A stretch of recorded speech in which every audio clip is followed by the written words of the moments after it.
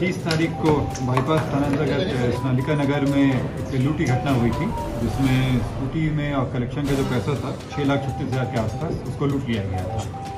इस घटना में कांड दर्ज करके अनुसंधान शुरू किया गया और इस घटना के अनुसंधान हेतु जो SDPO सिटी 2 के नेतृत्व में एक टीम काम कर रही थी और टीम के द्वारा काम करते हुए 5 दिन के अंदर में इस कांड का उद्भेदन कराया गया और जो लूटी राशि थी उसको रिकवर कराया गया।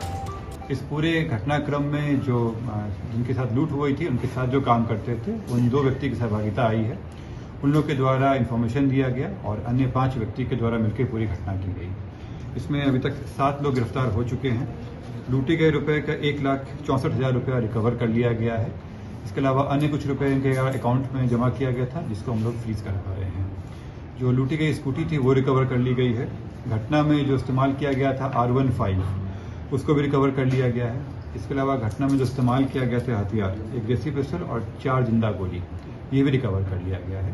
इन 7 लोग जो गिरफ्तार हुए हैं उनमें से 4 लोगों के ऊपर पूर्व में भी अलग अलग तरह के केस दर्ज हैं। उनके ऊपर शराब का केस है और त्रिपुरा का केस दर्ज है। इसमें पूरी घटनाक्रम का उद्भेदन हुआ और जो बाकी बचे हुए पैसे हैं उसको हम रिकवर करवा रहे हैं। टोटल कितना सर लूट हुआ और ये लोग कहाँ के रहने वाले हैं? 6,36,000 की लूट हुई थी और अभी तक जो हम लोगों को रिकवर हो चुका है वो 1,64,000 है। इसके अलावा इनके अकाउंट में भी कुछ पैसे लोग जमा किए थे, जिसको हम लोग फ्रीज करवा रहे हैं। इसका अतिरिक्त है ये सब रहने वाले कहाँ? ये सब रहने वाले अलग जगह के हैं। कोई बाईपास के रहने वाले हैं, कुछ लोग बेउर के रहने वाले हैं। डिटेल्स हम आप लोग साथ शेयर कर दे रहे हैं, लेकिन ज़्यादातर उसी क्षेत्र के रहने वाले थे। ये सब अपने साथी थे क्या? जैसे मैंने बताया कि जो जिनके साथ लूट हुई थी उनके साथ काम करने वाले 2 व्यक्ति थे, जो एक कुछ दिन पहले ही वहाँ पे काम करना छोड़ दिए थे और एक घटना के समय भी काम कर रहे थे उनके साथ। और ये 5 अन्य व्यक्ति जो थे वो उनके संपर्क में थे और उन्हीं के द्वारा ये काम करवाया गया था। पूर्व अपराधी इतिहास जो है क्या ये सब पूर्व अपराधी लूटे पाट करते थे? शराब का केस है इनके ऊपर, शराब बेचने का, शराब पीने का, और इसके अलावा चोरी वगैरह का केस है। इनमें से मुख्य आरोपी कौन है? सातों मिलकर ही प्लान बनाया गया था, कोई स्पेसिफिक नहीं, सातों मिलके हैं। लाइनर में जो थे वो लोग हैं और साथ में 5 लोग अन्य लोग।